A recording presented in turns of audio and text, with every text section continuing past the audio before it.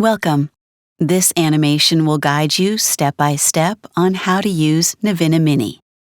First of all, open the lid and fill the entire water container with lukewarm tap water. Close the lid until you hear a click. Assemble the extension tube with the water container.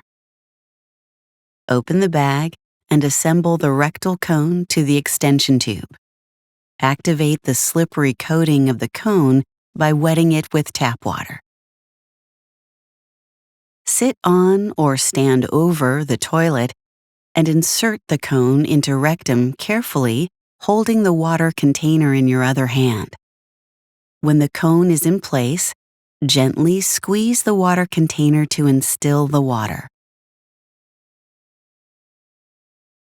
Pull out the cone and let the bowel empty.